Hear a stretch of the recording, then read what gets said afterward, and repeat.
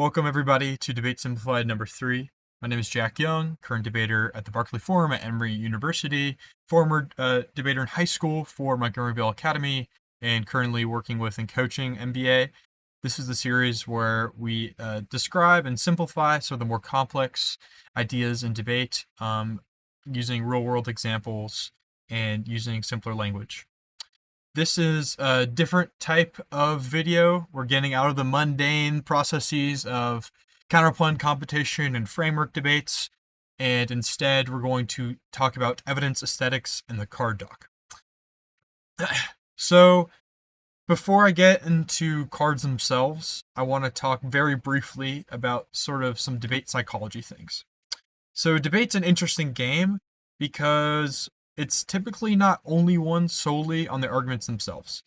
Now, as you are developing as a debater, as you're getting better, you'll start to realize that there's actually more forces at play than just the arguments that you are going to be making. Now, it'd be great if we could, as debaters and as judges and as coaches, only evaluate arguments as fairly as possible. However, that's not the case, and debate is a game that's sort of unique in that there's no real objective quantification of how to win, right? There's no scoreboard, etc. And because you're watching this video, you do like that game. And it might be frustrating, but it's important to understand some of the things that are not solely related to argumentation, which is why I'm making this video. So the things that we could describe as outside the techne of debate can be encapsulated by the word vibes. And vibes is very hard to define, but we'll try to define it more strictly here. There's lots of things that could affect your vibe as a team in a close round that might flip maybe a losing round into a winning round or vice versa. The first thing that came to my mind was like speaking style and clarity. How confident are you in presenting your arguments in the 2 and R2AR? Are you speaking clearly? Are you looking at the judge? Stuff like that. Are you easy to flow? Second is just general affect. So like, how are you doing in the round? Are you happy? Are you scared seeming? Are you confident? Are you like getting really mad at your partner? Are you clearly crashing out? All those sort of things do affect the way in which your arguments are being presented and the way in which they're interpreted. And finally, which sort of should go without saying, is that like, does the judge like you? Like, are you being rude to the other team? Have you just been sort of a mean person in the past? All these sorts of things are things that we need to avoid. And that's a whole different sort of ethos lecture that I might get into later. But all this is to say that there's not such a thing as a judge screw or a JF if you want to actually evolve as a competitor, right? Because your job as a debater is not only to focus on the arguments that are being presented in the debate. Obviously, that matters a lot.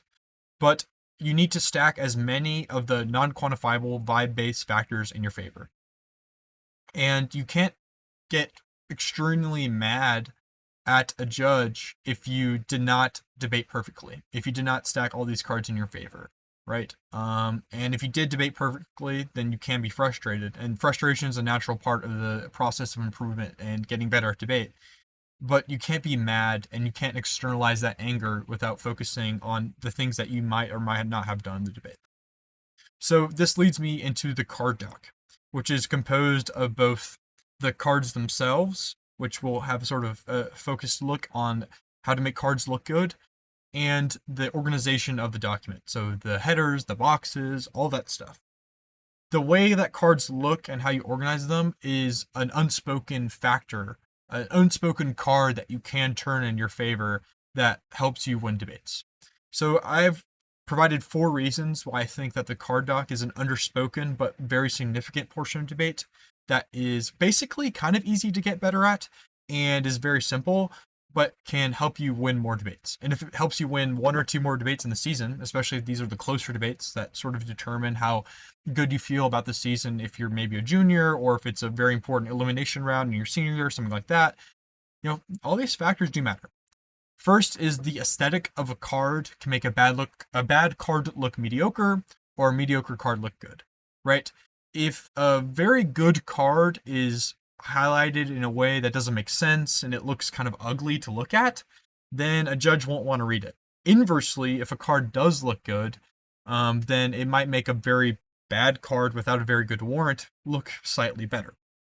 Second is that caring about aesthetics signals to the judge that you pay attention to the little details that matter. This is especially true with some of the younger judges. So, judges that have maybe graduated college in the digital debate era that didn't grow up like actually cutting cards via books and stamping them on postcards or whatever. Caring about aesthetics is particularly important for some of those younger types of judges and maybe the ones that are still in college. Third is that it increases the propensity for a judge to want to read your cards or remove the chance that they find it a mess, right? So if you present your 2AC and it's a disorganized mess and all the cards look bad, then the judge gets annoyed and doesn't want to read your cards. And that's bad if you want your judge to read your cards, which he should. So increasing the likelihood that your judge reads your cards in a favorable manner is an important factor. Finally, the card document, as well as the specific organization that you have within particular speeches, so how you format your 2AC, helps guide the judge in making decisions. This is because judges will sort of make quick glances at the card doc a lot of times, and helping them organize their flowing practice helps get your arguments on their sheet, which matters. So let's talk about individual cards first before we get into sort of file and speech-based organization. How can we quantify a good-looking card? So obviously, when we're talking about aesthetics, there's obviously going to be different takes on what it looks exactly the best. So maybe my interpretation of what looks exactly the best is not exactly what you think looks the best. But there are a few things that I think matter and that can be easily changed. First, and I think most importantly, is an intelligent use of the emphasis/bold function on verbatim relative to the rest of the underlining. So I'll call this the emphasis to underline ratio. How much are you emphasizing and how much are you underlining relative to each other? Second is that these cards are properly verbatimized. So some people don't know this, but you can change the default font in your verbatim. So if you don't like Calibri for whatever reason, you can choose Arial. A lot of the older heads use Times New Roman. And if you use, Times New Roman or Georgia, you give them that and they want to see Arial or Calibri. Like some judges actually don't like that. Like I wouldn't like that. I want to see Calibri. I don't want to see Times New Roman cards, frankly.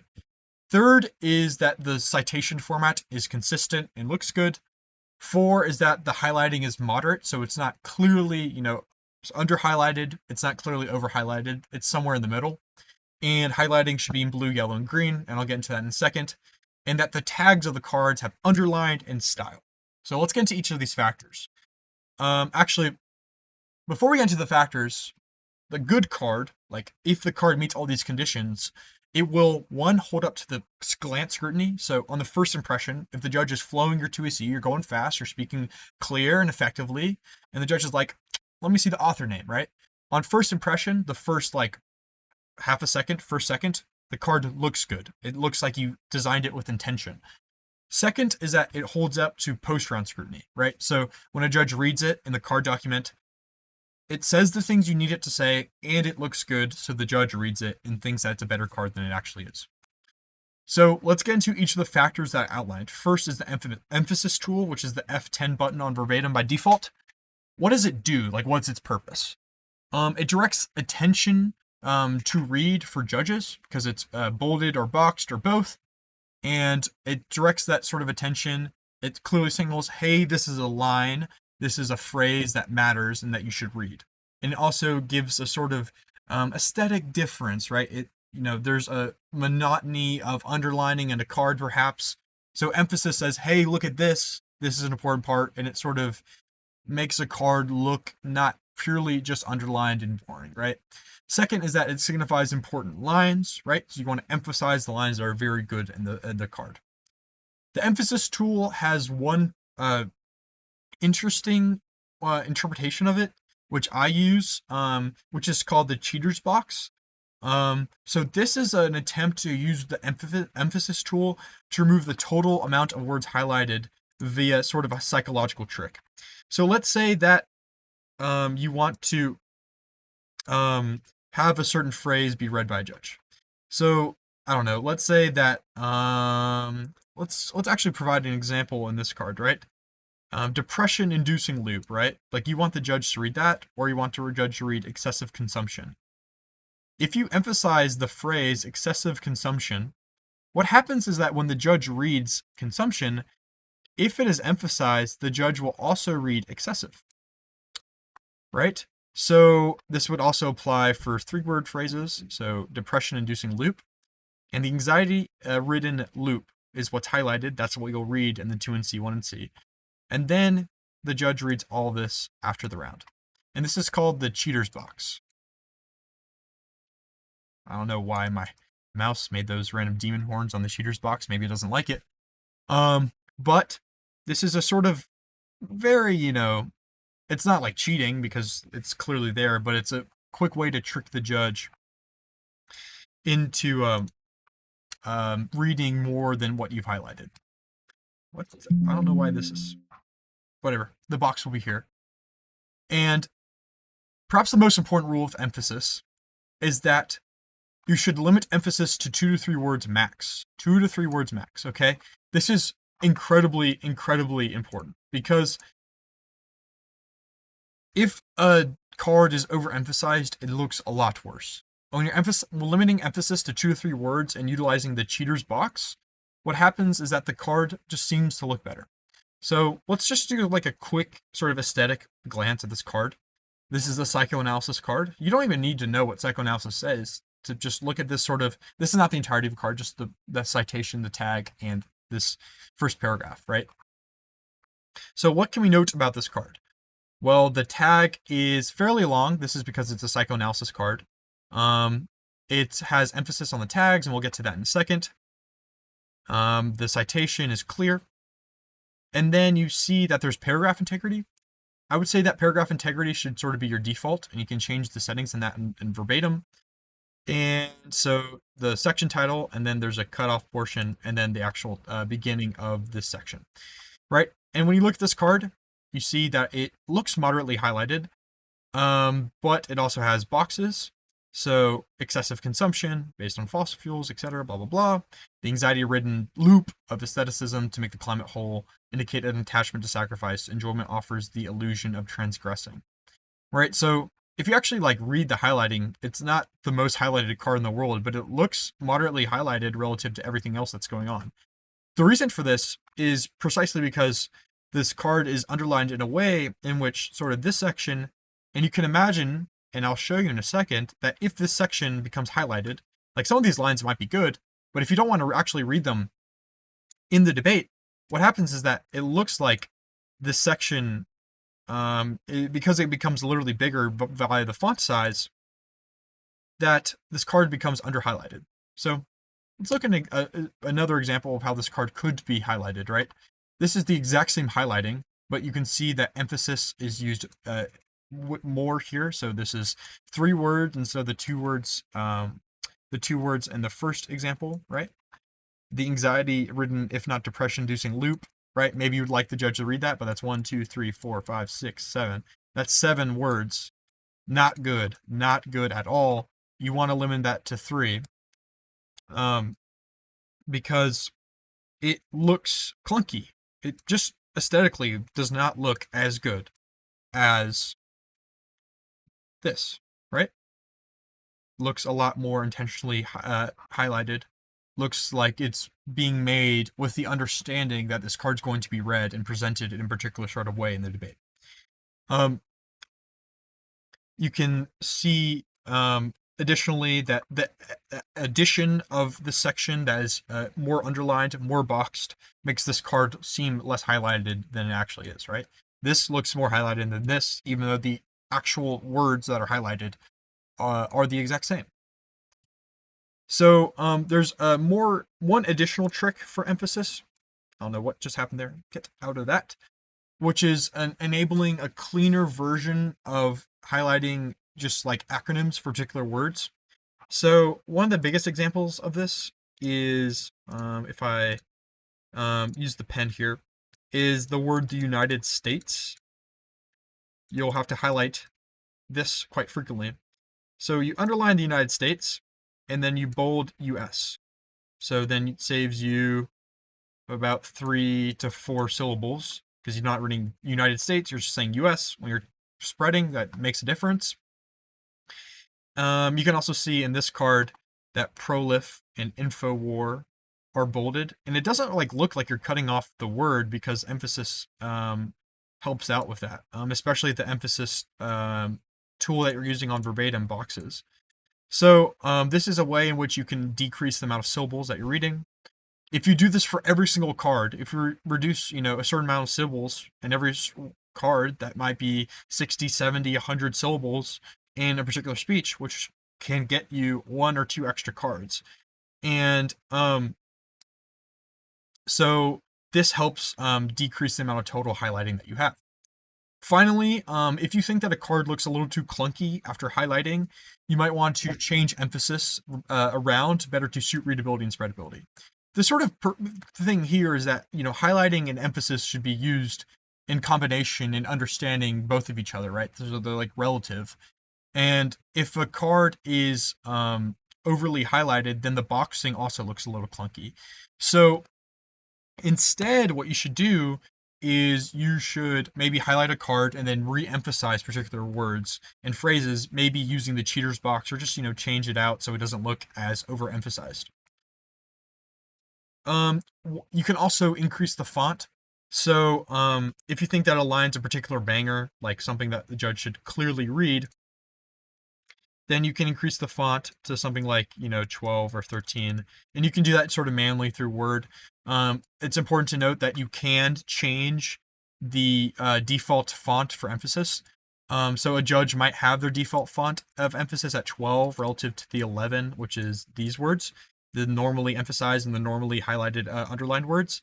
But most people don't do that. So, if you want to just bold that particular section of the card, then it looks better. You can also see this example here. It's really making Batman like things with the PowerPoint, whatever. Second part of a particular card is properly verbatimizing it. So I mentioned this earlier. You can set your font to default to whatever you like, and some old heads like Georgia and TNR, because it brings them back to the old days of the cards that are produced right, with books and stuff. But we live in a digital age, and some of these people want to go back to the past, and we can't give them up if they're judging our rounds. We can't just say, "Hey, old man, wake up. It's Ariel, it's Calibri now," because you want them to like you. So when you're cutting cards, be sure to, when you're pasting from an article, use the F2, F8, and F7 for tags and cites. Do not, under any circumstance, use bold or the generic copy and paste Control V or Control C, Control V function, because verbatim then uses the F2 and the F8 and the F7 to properly match the default settings for those styles that they have in verbatim, right? So the ununderlined portion, the underlined portion, the tag, the box, the emphasis, these are all styles in Word. And when you change the settings on verbatim so that they are Georgia or have an increased font or whatever, that changes the default look of those styles. So when you're using these hotkeys, you are not just changing the doc unilaterally for everybody. You're enabling that style to be applied to that certain word, which then reflects on the default standards and settings that the judge has on those. So that enables an autocorrection, that enables the judge and the debaters to see the card, particularly how they choose to see it in the verbatim settings. All right, third part is the citation format, which I think the actual format itself is relevant. Obviously, there's some debates about, what looks better, but it's an aesthetic difference, and there's no objective metric to determine what looks best or worst. So all that matters is that, you've clearly done it with a particular vision in mind. So it has to be consistent, and I've given you 3 examples here. You can use the brackets, which is the more Michigan associated one. You can use the periods with the first name at the front of the author name, which is what Emory does. Or you can do something a little different, some sort of combination. All that matters is that it's consistent and looks like you're intentionally making a choice, right? You can maybe add some personality to your tags with the producer tag or the evidence creation tag, or you cannot if your team doesn't want to do that. There is a competitive incentive not to actually produce evidence tag or producer tags for these cards because you want every card from your team to look the exact same. So if you're a captain on your team and you have novices and JVs who are producing cards in a way that's not uniform, you want to nicely instruct them that your cards across the team should look basically the same. So like, if you're looking at a particular school's file, oh, this is a particular school's, card, this is what their cards look like, etc. And for people that care about aesthetics, that matters, and that unification also means that, you know, let's say that your novice cuts a DA that you don't want to go for, right? If it said the novice's name on the citation, then the other team would be like, oh crap, this is just some random novice cutting cards. They're not going to go for this. And the opposite would be the case, right? If you like have like a bunch of cards that say your name on it, then they'll be like, oh, this debater knows what's going on here. We need to spend more time there. So, just think about that. But also, I think in high school it matters a little bit more, to sort of signal to maybe your coach or the community that you're cutting lots of cards because, if you see if you see a particular tag on a bunch of cards when you're judging, you're like, oh, this debater really cares about researching the topic, which matters. So in high school, it matters maybe a little bit more. So just your metric, your choice, and at camp, obviously, you can use your tag. Fourth aspect of particular cards that we should look at is the way in which you highlight, which I've talked about with the psychoanalysis card example previously.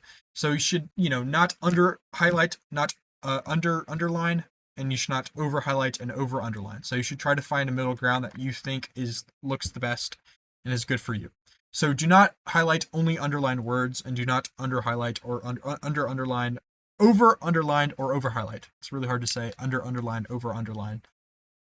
If an entire paragraph is underlined, it looks janky. It looks like you're not highlighting as much if you're selectively highlighting. And it makes it seem like you didn't cut the card with as much care, right? Because when you're producing a piece of evidence and you're deciding what to underline, if you underline everything, it's the most lazy way of cutting that card, essentially, because it's like all parts of this card matter, when in reality that's not true. You want the judge to glean particular warrants from that card. So I would say that maybe you should err towards underlining and under highlighting, but you should not go too far. When you're highlighting sentences, make them sound like complete sentences. So if we go all the way back here, we're announcing consumption and the anxiety-ridden loop of asceticism to make climate whole again indicate attachment to sacrifice. And this enjoyment offers the illusion of transgressing. Is this a sentence that you would say on paper? No. Indicate is not in present tense or whatever. But that doesn't matter because it sounds like a sentence and it makes sense. Like, you get the idea, right? Overconsumption gives the illusion of sacrifice, transgression. Most importantly, like, if you take anything from this lecture, for the love of God, do not highlight in pink or purple or dark blue or any nonsense. This is not a joke. Making your card a funny card highlighting, that's not funny. It's not a funny joke, okay? And I would say that for the most people, stick to blue. Stick to light blue. Science has proven that it's easiest to read. Yellow and green give a lot of people the sense of sort of an older fashioned file. But if maybe your school's colors are green or yellow or whatever, fine. If that's what you want to do, that's what you want to do. But those are the only three acceptable highlighting colors, unless you are in the card doc showing the judge a card that you've already read, in which case the traditional standard for that is gray. Finally, your tags. So, if you're going to read a card and you think that you're going to read it, then make the tag sound like a tag that you would say, an argument that you would say, and phrase it in the way that you want to say it for the tuner. This also helps, underlining also helps not only you remind yourself in the speech, because when you're giving the speech, you have lots of other things going on in your mind. When you're cutting the file, you have a lot more, lucid mind about, how you want this card to be particularly formatted. So when you're underlining words and reading tags, right, underline the words that you think debaters should emphasize when speaking, right? Let's go all the way back to this tag, right? The one he sees demand for carbon tax to resolve warming is paradoxical. It accurately describes the scope of the crisis, but sustains enjoyment by offering the illusion of transgression while offering a form of ontological security that makes true change impossible. You know, like maybe you have another debater on your team or your partner who's reading that card and doesn't exactly know what it says. In that case, you'd be like, hey, present it in the fashion that it's meant to be presented in, emphasizing and enunciating the words that are underlined in that in that text. If you are a bit of a sassy debater, so like I'm a little bit of a sassy debater, I make jokes and stuff. Some people don't find it funny, and I'm working on that. But make your cards tags moderately sassy, right? If it's like if you think a card's a complete slam dunk, let's say they say something that's crazy and insane, be like, nice try, guys. Wake up to reality. That can be a tag. It's a little funny. Don't do this for every tag, right? But it's just an idea. Um, and that's just a way of thinking about maybe producing a tag for a particular sort of evidence, right? If they are, let's say they're saying like an impact turn that's crazy. Let's say they're saying China we're good. Be like, wake up, guys. Nuclear war would be bad. So, that's not the best example, obviously, but it's a way in which to say, well, hey, judge, what they're saying is crazy, and I'm fine with saying that's crazy. Um, when you are using the words and but, so let's say um you have like a two card combo. So like you have one card that says that they're wrong and one card that says that you're right. You can be like the tag of the first card would be like um Farm Bill is not thumped by Trump, but uniqueness is super strong for us. My example's terrible, but you can think of ideas. And if you ever need to say but, just like capitalizing that for some people like that, and also doing that with and in particular tags. If it's like nuclear war and climate change, maybe you can capitalize that. That's up to you. And for numbering, you should use one close parentheses or one dot consistently. Your choice there. I would also say that with numbering, Microsoft Word auto numbers a lot of the case. And what happens there is that, you have I'm going to try to draw this, right? So you have like this is what Microsoft Word looks like, and then you got your nav pane, and then you got your verbatim stuff, and then you got your actual cards. And then what happens is that when you say one, what happens is that it'll like auto number and make like a list. And I'm not a big fan of this. It makes your tags look a little more janky. And instead, I would turn off that feature of Word for debate. Because this sort of auto correction often leads to random mistakes in Word. All right, so you're creating cards for final files, right? So like, let's say your task is to make the politics decide for the weekend. The final file, this is especially true if you are trying to like prove to your team that you're a good researcher who cares. The final file should be well organized, and the final file should be organized consistently. So here's an example of a final file. This is like not a real file, so don't even try that. I just made up all these words, obviously. You got the uniqueness section, and then you got clearly AI. So, let's say a 2N hadn't done their homework on your file and they need to go for it in semis and they're stressed out and, they're tired. Make it as clear as possible um, where to find that particular evidence set that you've given for that issue. Um, and this should be unified in a particular way that you like. Um, I typically include link uniqueness / thumpers on the link section. You can also do link uniqueness as a separate, whatever. This is a little semantic, up to you, obviously, but that's a way. And also, if you organize your file, um, it makes every like the amount of cards you actually cut look slightly bigger, right? Because like you're organizing it by section, and that means that the final file, a really good look is like you have the one in C, and then it'll be like header uniqueness, and then you have like all this, and then you have link, and then you have all this, and then like your oh, your coaches have to scroll all the way down um, to look at all this, and then it's like, wow, this file's really big. Great job, Jack, in making this awesome politics dissad for the weekend. And if you care about, because one of the easiest ways to like make your coach, make your coach and your debaters like appreciate your work more is by literally just organizing it in a fashion in which they can read, and it looks impressive. And it shows sort of a dedication to your card cutting craft.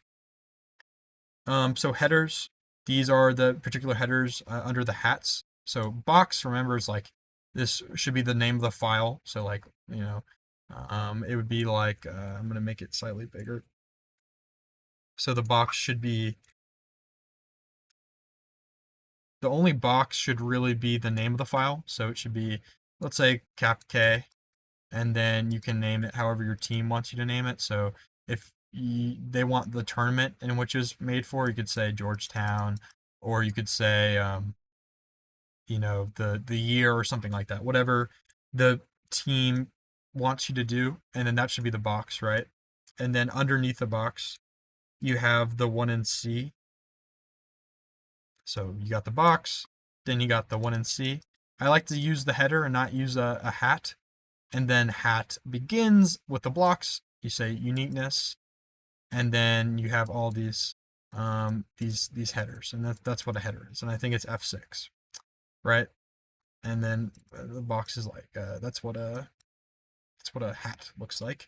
So this is what a header is. It's just this portion, which is F6.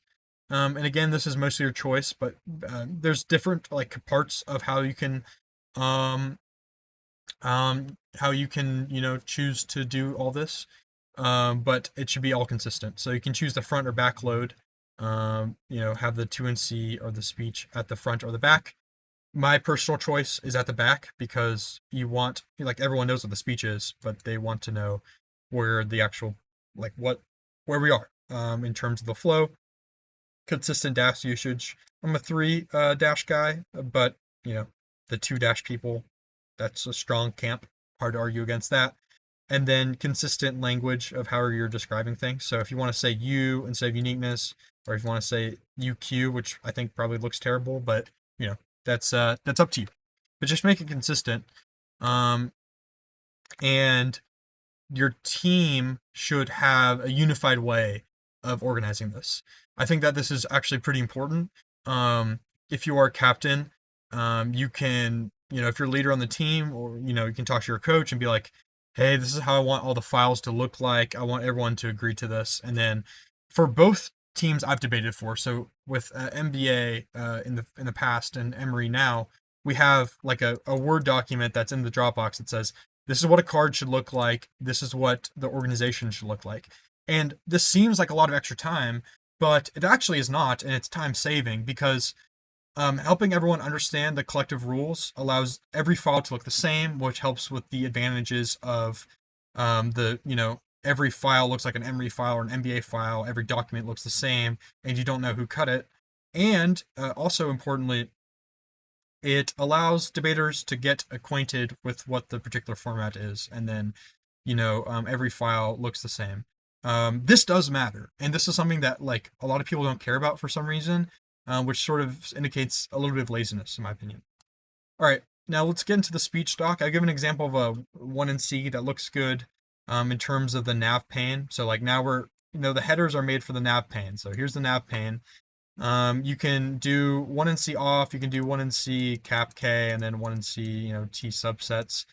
You can do any sort of fashion. You cannot include off. You cannot include any hats at all in the 1 in C if you don't want to, but just make it consistent. And if you the thing with the reason I like having hats here is because on case you usually want to copy and paste from maybe multiple files. So you like grab your impact defense file, you grab your case neg file, and then maybe you get your topic case neg file. So like generic solvency arguments, maybe you have like presumption circumvention arguments in there. You can include all those here, and then you can have a section. And then importantly, obviously, you need to number case in the 1 in C from the very start. Now, like everything should be numbered, right? Every single thing should be numbered. For sure. For sure, everything should be numbered. And if it's not numbered in your document, not the best, but you can keep a mental note of when you're actually going to each argument on the flow and numbering it in your head. So a tool some debaters do is like, I have my AirPods here, but let's say you have your timer in your hand or maybe on your thing, and then you have on your other hand, you just, have the number of things that you've said, and if it eclipses 5, then you have to make a mental note of that if you're holding your timer or something. But it's so much better for organization to number. As someone who's judging more like high school debates, organization is everything, and it enables judges who are not great at flowing to be better at flowing, and judges who are good at flowing but you're going really fast to get everything on the sheet. So in terms of organization, numbering does matter. Here's an example of a 2AC. So you can either do all off case under a particular hat, or you can do a hat for every off case. Again, your choice. This would Having the hat also allows you to include different sections of, so maybe you want to include like an additional links to net benefit card that you wouldn't have in your normal states frontline. So you can throw it in there, and then if you want to throw your condo thing, throw it in the states counterplan, and it all looks good and you're organizing it. Here's a 2C, and it's very simple in the 2C. You have your hat for the off case or the case portion that you're talking about, and then you have every section. The reason that having uniqueness written down is important because, like, hey, judge, we're on the uniqueness section, don't forget. And then you have your particular answers to particular things. So you have your uniqueness front line, and then you have your particular answers to particular things. This looks good to me. And then you can obviously change around with what you think looks best and what your style is. So I've talked about the glance effect, so that when we're organizing speech docs for the final judge, a majority judge at least glance at the speech docs. Lots of them just flow straight from the doc, especially younger people that don't, care as much maybe about flowing everything or keeping up with everything. Maybe, they're tired and we're coaching all day and judging all day and you're in semis and everyone's tired. Give them the opportunity to keep track with you via speech doc organization. So the headers and tags and numbers will help them keep up and get everything. If you have uniqueness written down, right here, then they're like, oh, we're on uniqueness. Or, for if you're like the Smith evidence, and like, what's the Smith evidence? I didn't get the 2AC author for that. It's like, oh, the Smith evidence is their impact defense card. And then, there's like, oh, there you go. Jumping around the document, having a bunch of miscellaneous cards thrown around is very bad for vibes. Makes you look not confident, makes you look like you feel like you're losing time. And the opposite of consistently numbering and having everything in the speech doc is good for you. This also means that when you're making files, which this should be intuitive, but like, let's say that you have let's say you have one like insanely good uniqueness card. This is like your S tier card, and then you have like two like A tier cards, and then you have like 3B, and then you have like 4C. And you have all these in your 2NC front line. In order to prevent like skipping around, you have your best cards go like this. You have your best cards go like this, so you're not skipping around. And this also enables some trickery. So let's say that you have this sort of format, and everyone has the expectation that you have your best cards front. Let's say your S tier cards are actually a fourth card, and you know that you're going to have time in the 2NC to get to it. So skip 3, say 1, 2, and then you say 3, and then you say this card, right? You don't read this card. And because lots of people are just bad at flowing, the other team in particular, they're more stressed out about answering each particular card. They might not get that you read this one, not this one. So that's that might be important. And also, for particular speeches, having a well-organized speech document will help you construct the card doc at the end of the debate as quickly as possible. And this matters, because after the 2NR or immediately after the 2AR, you should immediately start constructing the card doc. Like, it's your final task, and it's a race. You're done with speaking, so before you just chill, talk to your buds in the hallway, get that card doc out as soon as possible. The first card doc is the first thing that the judge will look at if they care about comparing the card documents. So if the neg sends theirs first, they have a slight advantage, and that's a way in which to get a slight advantage in a debate even after the debates occur. So after the 2NR, 1NR, 1N, 2N should immediately start constructing the card doc. And low key, maybe the 1N should just make the card doc as the 2R is happening. Like, yeah, they're not flowing, but if they're making the card doc, who cares? The 1N is just there to have a good time anyways. They're not really a part of the debate in most debates. So, just, you're chilling, make the card doc, do something. If you are AF and let's say you're the 1A and you're 2A, you're like on the Google document for your 2AR or whatever, and you're typing until the very last second, whatever, just continue to start doing it.